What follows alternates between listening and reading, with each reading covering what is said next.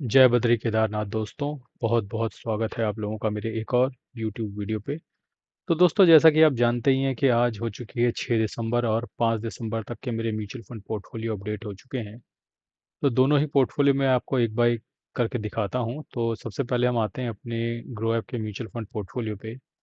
तो क्योंकि आज मैं लैपटॉप से वीडियो बना रहा हूँ तो थोड़ा स्क्रीन को मैं बड़ा के देता हूँ। तो कल मुझे ग्रो ऐप के म्यूचुअल फंड पोर्टफोलियो पे लगभग 2475 रुपये का नोशनल गेन हुआ है। रिटर्न अब बढ़कर 56,115 रुपये हो गए हैं। 27,47,000 इन्वेस्टेड वैल्यू और 28,03,000 करंट वैल्यू है पोर्टफोलियो की। तो एक बार फिल्टर कर देते हैं डे चेंज के हिसाब से, तो किस में सबसे ज़्यादा गेन हुआ है। तो Aditya Birla sun life PSU, HDFC large cap, Edelweiss mid cap, Parag Parekh, Invesco India PSU. तो पीएसयू वगैरह कल ज़्यादा चले थे और लार्ज कैप। तो आप देख सकते हैं कि लार्ज कैप और पीएसयूज में कल अच्छा रिटर्न बना है। मे बी अब बजट बाइंग शुरू हो जानी चाहिए मेरे हिसाब से। अब अगर अब जनवरी आते आते बाइंग नहीं होती है सरकारी स्टॉक्स में तो फिर चिंता की बात है। फिर चिंता का सबब है और चिंता बढ़ती चली जाएगी। तो ये तो रही स्थिति मेरे ग्रो ऐप के म्यूचुअल फंड पोर्टफोलियो की। और एक बार नज़र डाल लेते हैं अपने इंड मनी ऐप के म्यूचुअल फंड पोर्टफोलियो पे। तो यह है स्थिति दोस्तों इंड मनी ऐप के म्यूचुअल फंड पोर्टफोलियो की। तो वन डे चेंज पे हमने आ गए हैं। Highest gain.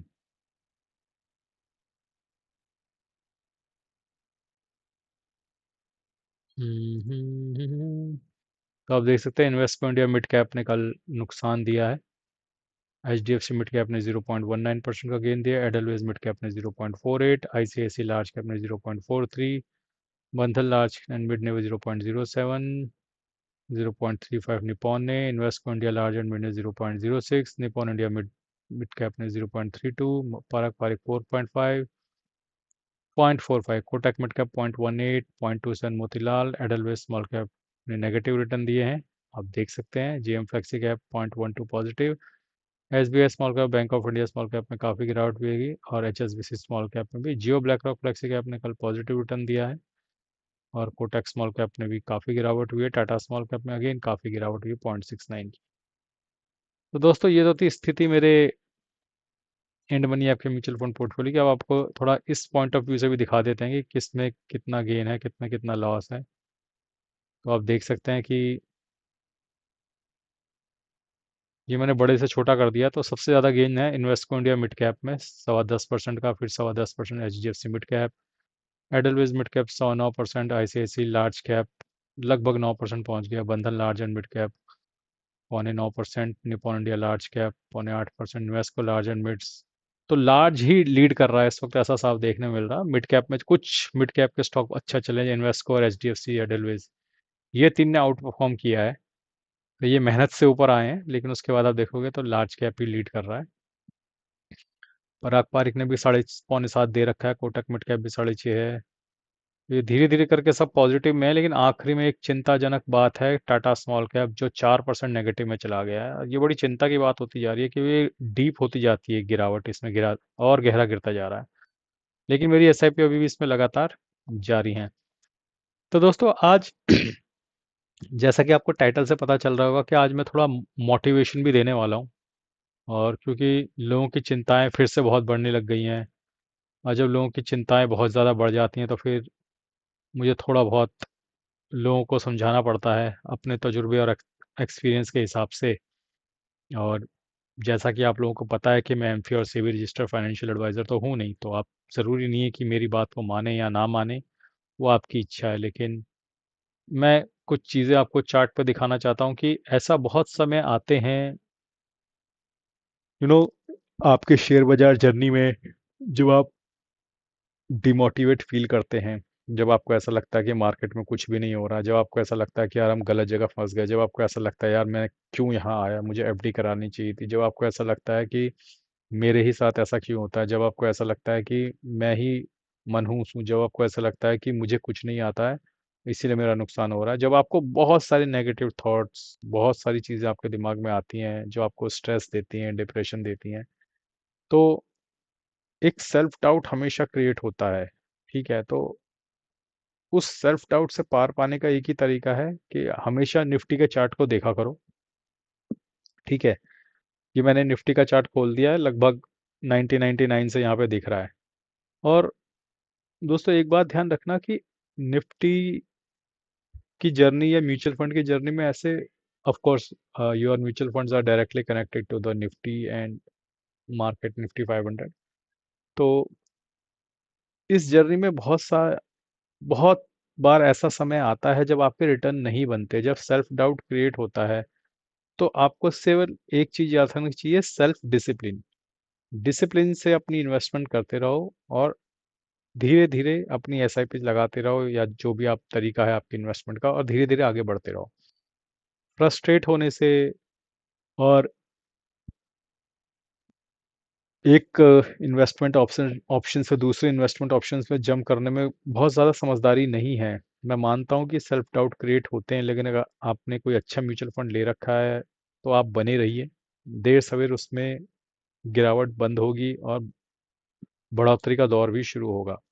तो मैं आपको ये चार्ट क्यों दिखाता हूँ, देखिए, मैं ये चार्ट इसलिए दिखाता हूँ ताकि आपको समझ में आए कि आप बदकिस्मत नहीं है, ये मार्केट का दस्तूर ही ऐसा है।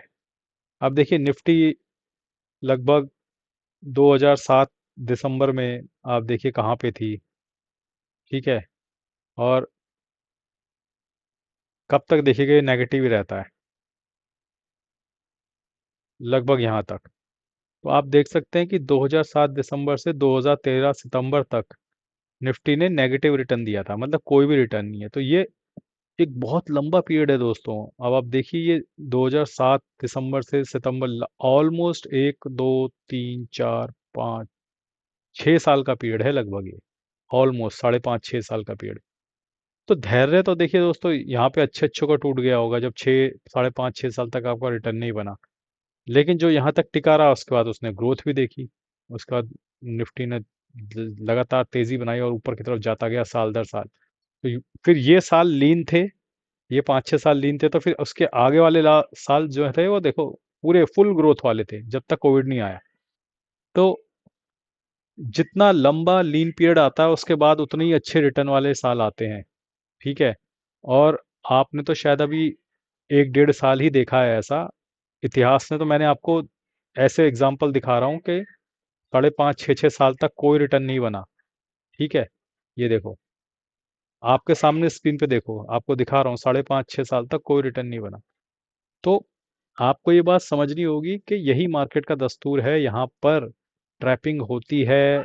जो स्मार्ट मनी का पैसा है एफआई का, वो ऑल ओवर द वर्ल्ड घूमता है। एक एक मार्केट को जब वो भगा देते हैं तो वहां से वो हाई पे एग्जिट लेते हैं, अपना पैसा बटोरते हैं और फिर किसी सुस्त मार्केट को वो ढूंढते हैं। तो आप यकीन मानिए कि उन्होंने 2024 तक इंडियन मार्केट में भगाया, लगाया, पैसा लगाया, फिर वहां से डंप करके वो निकल गए। फिर अब वो किसी और मार्केट को भगाया, उन्होंने ताइवान मार्केट को भगाया, कोरिया मार्केट को भगाया, चाइना मार्केट को भगाया। अब वहां पे भी हाई लगाकर वहां से भी डंप करेंगे, फिर वो घूम फिर कर दोबारा इंडिया पे आएंगे। तो ये एक विशियस सर्कल है। और आपको हमेशा ये ध्यान रखना है, आप किसी भी वक्त एंटर किए हो उस सर्कल तक तो टिको जब वो दोबारा इंडिया में आएंगे। क्योंकि जब वो दोबारा इंडिया में आएंगे फिर दोबारा आप देखोगे अच्छे साल आएंगे और अच्छा गेन होगा। कोई भी आपको ये नहीं बता सकता कि ये डाउनफॉल कब तक चलेगा, ये लो रिटर्न फेज कब तक चलेगा। 1.5 साल तो लगभग हो चुका है, हो सकता है 1.5 साल और चले, 3 साल और चले, 4 साल और चले। मैं नहीं बता सकता, कोई भी नहीं बता सकता। लेकिन ग्राफ जो आपको दिखा रहा है उसमें ऐसे भी साल हैं जब 5 5 साल तक निफ्टी ने नेगेटिव रिटर्न दिए थे, लेकिन उसके बाद निफ्टी ने तोड़ फोड़ रिटर्न दिए। तो आपको ये मानकर चलना है कि आपको अपना एक ऑब्जेक्टिव बनाकर चलो। जैसे मैंने ऑब्जेक्टिव बनाया कि मुझे 15 साल इन्वेस्ट करना है, अब चाहे कुछ भी हो जाए मेरी नियमित रूप से इन्वेस्टमेंट जाती रहेगी। ठीक है, चाहे 1 साल रिटर्न ना आए, 2 साल रिटर्न ना आए, 3 साल रिटर्न ना आए, 4 साल रिटर्न ना आए, 5 साल रिटर्न ना आए। हाँ, जिन सालों में रिटर्न नहीं आएंगे फिर लोग आके आपका मजाक उड़ाएंगे कि कहाँ पे पैसा इन्वेस्ट कर दिया। लेकिन आपको टिके रहना है और इंतजार करना है कि कब उसके बाद बुल फेज आएगा और मार्केट तोड़ फोड़ रिटर्न देगी। मार्केट में ऐसे बहुत से साल आपको दिखा सकता हूँ पीछे जब मार्केट ने नेगेटिव रिटर्न दिए थे लंबे समय तक। यहाँ पर भी आप देख सकते हो बहुत लंबा समय है यहाँ पे भी। यहाँ पे आप देखोगे कि लगभग 1 साल का ये समय है। तो एक साल यहाँ से अगर आप देखोगे, ये आप देखो, तो ये लगभग 3 साल का समय है। ठीक है, तो इस 3 साल के पीरियड में भी निफ्टी ने कोई रिटर्न नहीं दिया, आप देख रहे हो। 2000 से लेकर 2003 तक कोई रिटर्न नहीं आया। फिर यहाँ वाले फेज में लगभग 5.5 साल तक कोई रिटर्न नहीं आया। तो ये दौर आते रहेंगे, और आपको हमेशा अपने आप को मोटिवेट करने के लिए बार बार जाके निफ्टी के इस चार्ट को देखना पड़ेगा। क्या मैं डिप्रेस फील नहीं करता, क्या मैं डाउन फील नहीं करता हूँ? मैं भी आता हूँ, मैं इन चार्ट्स को दोबारा देखता हूँ, मुझे दोबारा हिम्मत मिलती है, हाँ, कि हाँ ऐसे फेजेस आते हैं। जब भी मेरे मन में सेल्फ डाउट क्रिएट होता है, मैं ये वाले फेजेस देखता हूँ, 3 4 5 साल तक नेगेटिव रिटर्न, ये 3 3 साल तक नेगेटिव रिटर्न। तो फिर मुझे कॉन्फिडेंस आता है, हाँ भाई ये part and parcel of the life है। ये तो हमारे इन्वेस्टमेंट जर्नी शुरू करने से भी पहले की मार्केट है, उस समय भी ऐसा होता था। ठीक है, हमने इन्वेस्टमेंट करनी यहाँ शुरू की, मैंने तो 8 9 के आसपास, उसके बाद भी ऐसा हुआ है, आज भी हो रहा है और आगे भी होगा। तो ये नॉलेज जब आप सीखोगे तो आप बेहतर प्रिपेयर रहोगे भविष्य के लिए। और समय समय पे मैं इस तरह का एक मोटिवेशन वाला वीडियो साथ में ले आता हूँ, ताकि लोगों को समझ में आए कि मार्केट हमेशा से ही इतना मुश्किल था। ऐसा नहीं है कि आप आ गए हो, आपने इन्वेस्टमेंट शुरू कर दिया तो मार्केट मुश्किल हो गया है। मार्केट हमेशा से ऐसा ही मुश्किल था। आपके पापा के ज़माने में भी मार्केट मुश्किल था, आपके दादाजी के ज़माने में भी मार्केट मुश्किल था। मार्केट कभी आसान नहीं था। आज बैठ के आपको लगता होगा कि अरे पापा और दादा के ज़माने में तो मार्केट मुश्किल था। आप तो अपने मोबाइल से एक उँगली का बटन दबाते ही आपका काम हो जाता है। उनको तो पेपर ट्रेडिंग करनी पड़ती थी, बाद में जाके ये इलेक्ट्रॉनिक हुआ। तो मुझे ऐसा लगता है कि आप लोगों को थोड़ा धैर्य बनाकर रखना चाहिए। बार बार इस तरीके के डिमोटिवेट होना कि भैया हम तो परेशान हो गए, गलती हो गई, हमने यहाँ इन्वेस्ट कर लिया, हमें तो एफडी में इन्वेस्ट कर लेना चाहिए, तो ऐसी बातें बोलकर आप किसी का भला नहीं कर रहे हो। ठीक है, और आप अपना भी भला नहीं कर रहे हो, आप अपना खून जला रहे हो, अपना डिप्रेस हो रहे हो, अपनी बीमारियां बढ़ा रहे हो, अपने बीपी बढ़ा रहे हो, अपना शुगर बढ़ा रहे हो। कुछ नहीं होने वाला उससे। मार्केट की अपनी एक चाल है, मार्केट उसी चाल से चलेगा। आपका काम है नियमित रूप से एसआईपी करते रहना, आप वो कीजिए। मार्केट देर सवेर आपको 12% से ऊपर के रिटर्न देगा ही देगा। तो ठीक है। और बाकी मैंने कुछ वीडियो में फ्लिपकार्ट के लिंक्स दे रखे हैं, अगर आप अपने मोबाइल स्क्रीन पर टैप करोगे तो लेफ्ट साइड बॉटम पे लिंक्स दिख जाएंगे। वहाँ से आप जो मर्जी चाहे शॉपिंग कर सकते हैं, आपको अगर फ्लिपकार्ट से कुछ भी शॉपिंग करनी हो। तो उम्मीद करता हूँ दोस्तों मैंने आज आपको थोड़ा बहुत मोटिवेट किया होगा। आज के लिए बस इतना ही। धन्यवाद। Good bye. जय बद्री केदार।